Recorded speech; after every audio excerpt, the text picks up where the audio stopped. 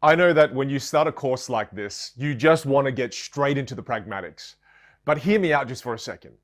In order to build a house, you need to set the foundation.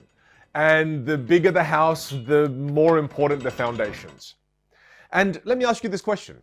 Have you ever put together IKEA furniture and then you didn't read the instructions and then you did one thing wrong at the start and then as a result of that you have to undo everything and then put it back and then start again? Yeah, let's avoid those kind of mistakes. Let's avoid those situations and let's do it right the first time. Let me share with you the universal laws when it comes to communication skills. There are a few mindset things we need to address before we dive into the content. Plus, in this section, you're going to learn a very cool piece of magic. Let's get into what is known as the universal laws. Now, the first one is called 88 keys. 88 keys. And before I start, let me ask you this. If I asked you to use your voice and do this and go really high, would you feel like you're being fake and phony? Every time I ask my students this, they say, yes, I do feel fake and phony. And I need to address this immediately because it's not fake and phony and it's not inauthentic. Let me explain what I mean by 88 keys when I learned this from my vocal teacher. You see, a piano has 88 keys, and this is what happens. Over the course of your life, you've become very comfortable with these keys here. And we rarely use these keys over here. And my goodness, you probably never used this one before. But when I ask you to do that, it feels uncomfortable, doesn't it? Now, it's uncomfortable, it's not fake and phony.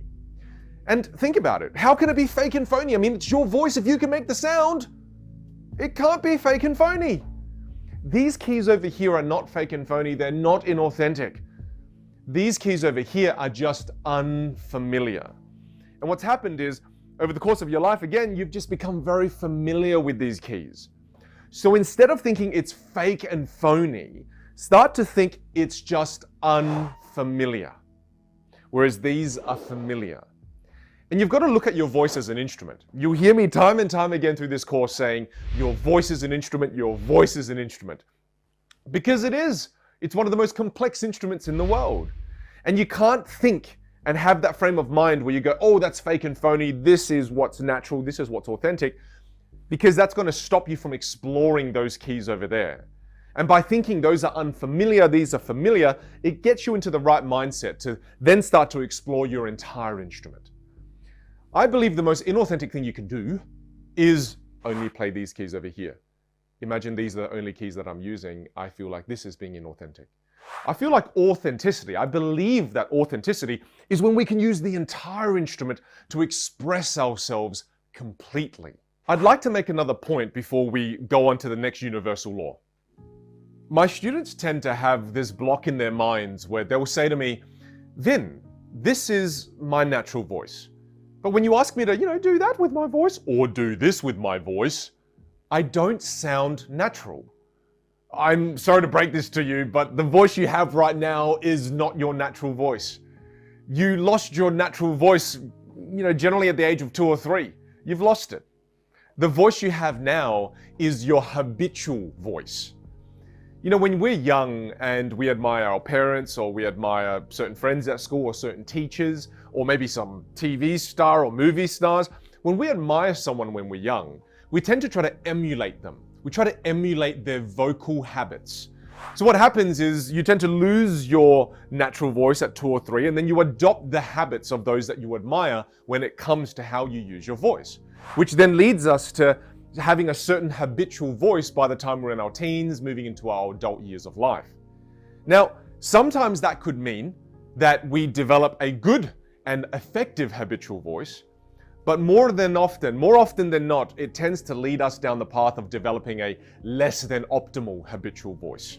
Think of it this way. It's kind of like a group of people who don't know how to play guitar, teaching each other how to play guitar. The chances of someone in that group becoming a great musician is extremely low. This course is about recalibrating our voices. It's about exploring our voice so that we can become more impactful and more influential. So don't get too attached to how you currently sound. You'll hear me say this a lot, but don't be so attached to who you are in the present that you don't give the future version of you a chance. Let's get into the second universal law. The second universal law is only practice will lead to improvement. Only practice will lead to improvement. Here I'm going to show you a piece of magic first of all. So let's cut to a piece of magic now. Sorry to bother you. My name is Vin. I'm going to be your speaker this morning. I'd love to show you a little something if you don't mind. Cliff, could I try this with you, mate? Sure. Could you shuffle the cards for me, mate? Appreciate it. Thank you. So if you shuffled, right? Yeah. So if you shuffle the cards, it means there's no pattern in this pack. Right. Because you shuffled it, right? So I'm going to get you now, Andrew, to help with this as well. I want you to cut the cards in half for me. Just cut it in half and just leave it there. So I want you in a moment. I want you to take the card there and have a look at the top card. Just have a look at it. Don't show me. Don't show anyone. Just you have a look at it and then put it back in the pack. Okay, good, thank you. No way I saw that. No way any of these people saw it. So, and I'm sorry, it seems like I'm a bloody gambler, but I'm not. But I'm obsessed with how people used to cheat, and they could do this by reading tells. So you know a card right now. None of us know what it is. I think you might know what it is. Okay, good. So we have to work out what your card is. So I'm going to ask you a series of questions. You can tell the truth or a lie. Okay. But if you lie, Andrew, you'll do something to give it away. Okay. Okay, good. He's a bad liar, you can tell. So I want you to read the cards out from ace through to 10. So go ace to, do it nice and slow. Okay. And I want you to look at everyone while you do this because it creates more pressure. Okay. And watch, he'll do something to give it away when he gets to his card. And see if you see what I see. So go for it. Ace, 2, 3, 4, 5, 6, 7, 8, 9, 10. Good. You may not notice this, but the pace slowed down towards the end. 6 and 9. Good. And oh, you're very good at this. I'm not sure yet, but let me see. So it's the pace slows down, which is because pressure increases, and we're trying to make ourselves less obvious by overthinking it and therefore slowing down. So what that means is it's between. You're right. It's between 6 and 10. So between 6 and 10, I'm going to ask you this. Just in your head, answer truthfully in your head. Please genuinely do this. Okay. Was your card odd or even? Just in your head? Okay, good. So it's odd. So thank you for that. So yeah, thank you. The raising of the eyebrows gave it away. So good. So it's an odd. Odd. So it's either the 6, the 7, or the 9. I want you to say yes 3 times to these questions I'm about to ask. Just say yes regardless of what I ask. Was it a 6? Yes. Was it a 7? Yes. Was it a 9? Yes. Oh, you answered just before I finished, so it was the 9. Nervous again, so it was the 9. So your card was it the 9? Yes, it was. Okay, good. So it was the 9. Good. Now it was the. Oh, you got it. Well done. Yeah. So it was the 9, and now I'm going to get the suit of the card. Can you think of the color? Think of the vibrant. Okay. So if it's vibrant, it has to be red. So then it's got to be a red. I'm going to go 9 of hearts. Was it the 9 of hearts? Yes. Oh, dude! Whoa! That's amazing. We should go play poker together. We would be amazing. Oh, that is amazing. And welcome back. I hope you enjoyed that. When we see something amazing, we tend to immediately develop this thirst for knowledge. This tends to happen with magic. I know you're thinking right now, how did he do that? Let me quench that thirst for you. I'll teach you how it's done. All right, this is exciting. What you're about to learn right now technically is called the crisscross force. Now, a force in the world of magic, when you hear the word force, what it means is that the person doesn't really have a free choice. Now, the magician presents the choice as if it's a free choice, but it's not a free choice. You're forcing them to pick a card you want them to pick, but on their end, they feel like it's a free choice. That's what is called a force. Now, this particular one is called a crisscross force. So you can take any ordinary packet of cards, you can give it to anyone to shuffle. So let's say that someone shuffles a card. If you were here, I'd let you do it, but you're not, so I'll shuffle it for you. When they hand you back the cards, under the disguise of saying that, look, now that you've shuffled the cards, all the cards are in a different order. Is that fair? Under the disguise of saying that, what you're actually doing, and this is hiding in plain sight, what you're doing is as you spread out the cards to show that there's no particular order, you take a peek of the top card, which I'm pointing out with my thumb, which is the 2 of spades. So as you do that, that looked very innocent and very sincere. So all the cards are different. See that? You glimpse at the 2 of spades. Then you turn the cards over. Now you're one step ahead of the audience. You know that the top card is the 2 of spades, but they don't know that you know that. They don't know that you have that piece of information. So what you then say is you use the patter that I was using, or the dialogue. I was saying, look, in the casino, they only let you touch the cards once, and that's to cut the cards. So then you can say to them, and the only reason they let you do that is because that's the only act that is truly random. So you tell them, cut the cards anywhere you like. And then they cut the cards. Now, where's the two of spades? It's here. So the card they actually cut to was the 5 of diamonds, which was the truly random one. But what you do is, while you're talking, you said to them, look, I'm just going to leave the I'm going to leave the cards there and mark the cut.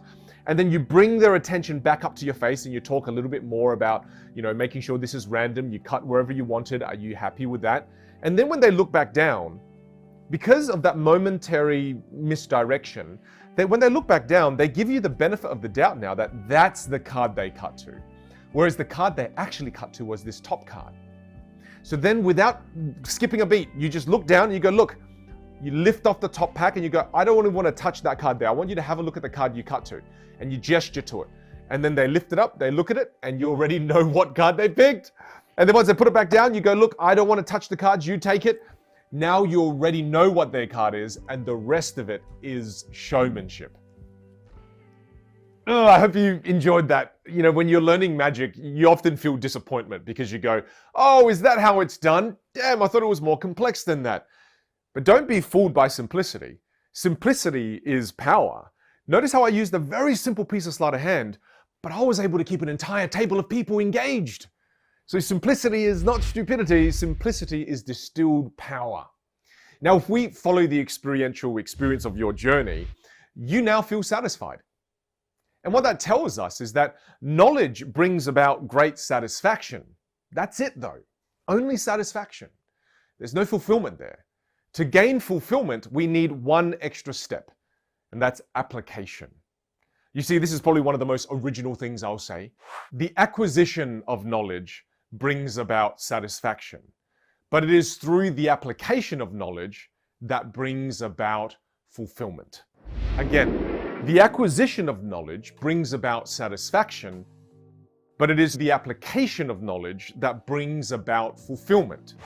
What I'm trying to say here is that you will only ever experience satisfaction with that little piece of magic that I taught you until you actually perform it, until you apply the knowledge you acquired.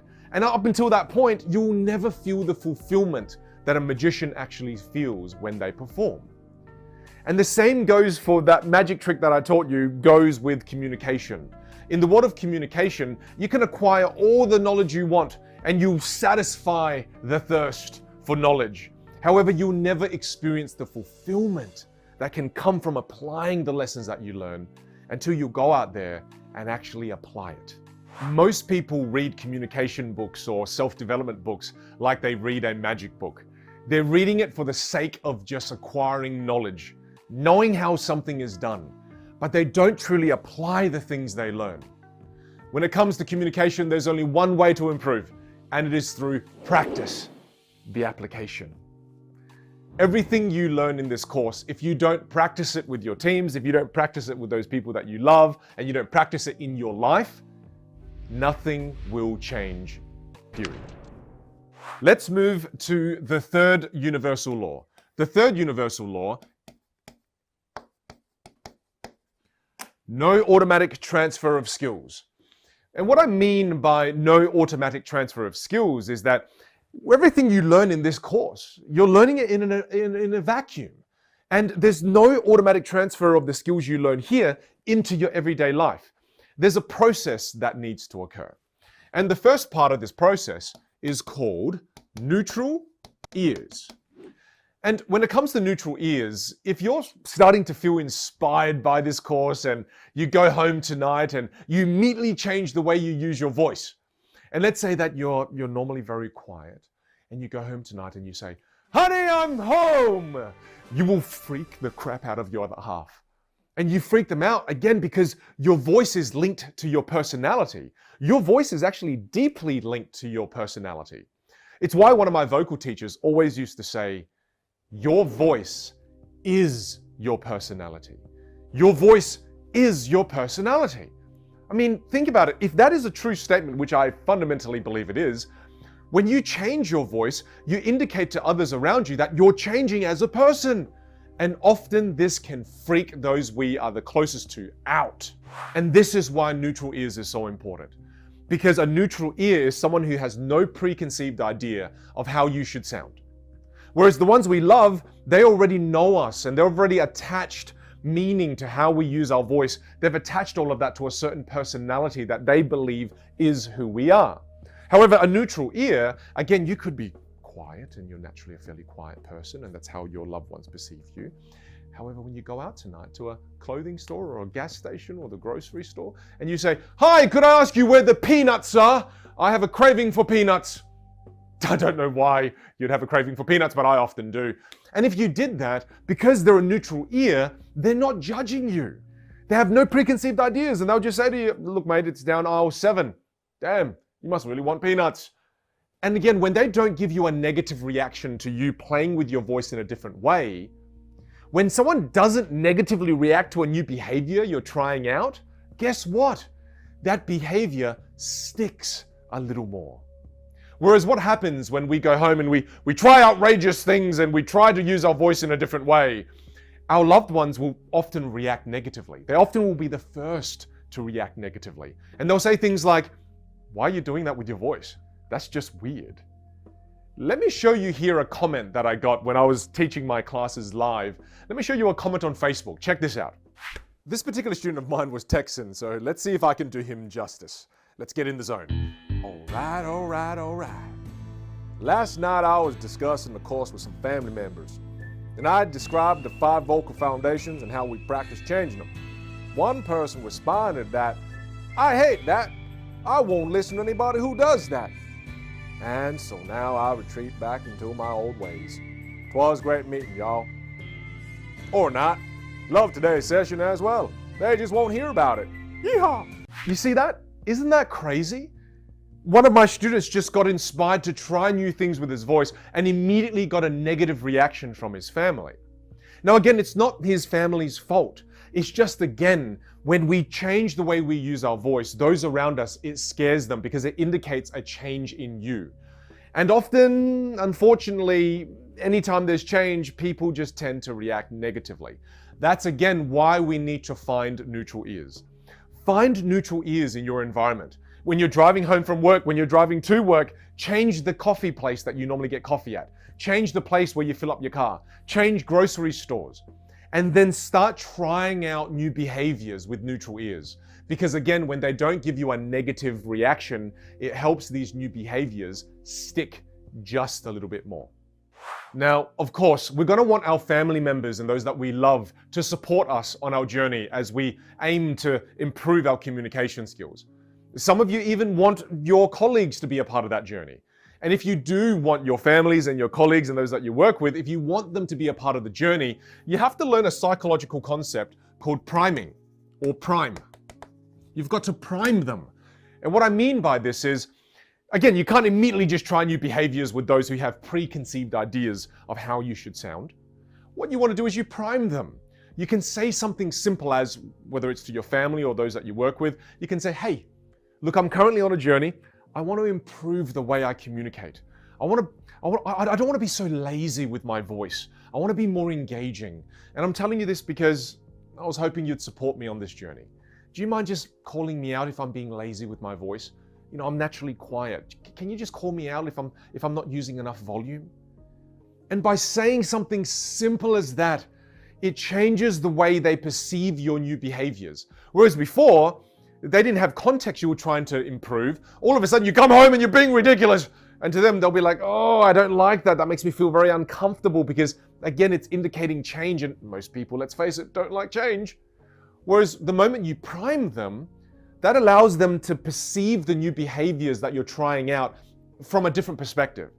And all of a sudden, you'll find that many of your colleagues and many of your family members are now more likely to support you. And this leads us nicely into the 4th universal law. And the 4th universal law is, all your judgments are temporary. All your judgments about you and how you currently communicate, they're temporary. Please understand this. When we make judgments about ourselves and how we currently communicate, we make them as if they're permanent. But it's not. I mean, we often say things like, oh, I'm never going to be someone that's engaging. I'm never going to be someone that communicates in a more confident manner. I'm never going to be someone that's charismatic. It's not true. Even if you say things like, oh, I'm a monotone. We say things like this as if they're permanent judgments, as if that's how we're always going to be. All of your judgments are temporary. As you learn little behavior tricks and as you learn little methods on how you can change the way you communicate, you can change those behaviors immediately. A lot of my students ask me, Vin, is it actually possible to change the way you communicate? And I ask them the question in return. Is it possible for you to change your behavior? And the answer is yes. And if you can change your behavior, it means you can change the way you come across, you can change the way you communicate. All the judgments that you have about you right now, they're temporary. You can make a decision now. You can make a decision tomorrow, next week, next month. You can make the decision to change the behavior. Therefore, you can change the way you communicate 100%. So let's not get so caught up in the judgments we currently have about ourselves. Now this brings us nicely into the final and fifth universal law. Generosity. And when we often think about generosity, we think of it in terms of money. So, oh, this person's very generous because they give away lots of money. Or we say that this person's very generous because they give away a lot of their time. Now, we never think of generosity in its third form. And this is the form that's most relevant when it comes to communication. I want you to think of generosity in terms of energy. You see, when you think about generosity in terms of energy, I'm giving you lots of my energy right now. I'm being very generous with my energy. No, that seems like a bit like, oh, Vin, you're patting yourself on the back. How gross. You're making all of us want to vomit and die. But I'm doing this because I'm trying to prove a point. I could give you very low levels of my energy and be less generous with it. I could give you all a little bit of my energy and not be as generous and be what we call in Australia a tight ass when it comes to energy. And look, I can do this. This is really easy for me. I mean, if this was the case, I could probably record videos and create online content for about 25 hours a day. You know, I could create an extra hour if I was bloody conserving my energy like this. And low levels of energy, I'm trying to indicate that by even kneeling on the ground. I've given up completely. And I mean, just to really push this example another step further, I could give even lower levels of energy if I wanted. Imagine you watched an online course, a whole online course of me delivering it like this. I am a little bit extreme at times, but can you see the difference? I'm being generous with you with my energy. And this is a mindset shift that I want you to make. I want you to all become more generous with your energy when you communicate. Because as you are more generous with your energy, you're going to be more influential and more impactful. And I'm saying this in the universal law section because we've got to all build our stamina as communicators. Just like how you have to become more fit if you want to run a marathon. If you want to become a more influential communicator, you're going to have to learn how to become more generous with your energy, which is going to require you to build communication fitness. I mean, I don't like to say this often, but since we're not being humble in this video anyway, I kind of consider myself as the LeBron James of fitness when it comes to communication. Oh, and just in case you're wondering, this is my arrogant face. No, I'm kidding. It's way worse. What I'm trying to get at here is I want you to know that this is a form of fitness. And I'm saying it over and over, but I really want to drive this home. It takes time to build this level of fitness. And once you have this fitness though, you're now able to be generous with your energy. And I promise you, the world is going to react to you differently as you become more generous with your energy, especially when you communicate. But remember, athletes don't become athletes overnight. It takes time. The first time you try to be more generous with your energy for 30 minutes, you're going to find yourself feeling exhausted. I felt exhausted after doing this for like an hour when I first started. However, now you can't shut me up, which is probably not a good thing. However, I'm able to be more generous with my energy when I need to be. Look, I don't do this all the time, but however, when I need to be more influential, when I need to have more impact, I have the fitness to be able to do so. So have a higher level of expectation for yourself. Just make the statement, I want to be more generous with my energy. These are the 5 core universal laws that I really want you to start to embed into your mind and have them in your mind and at the forefront of your mind as we're going through the entire course. Yeehaw!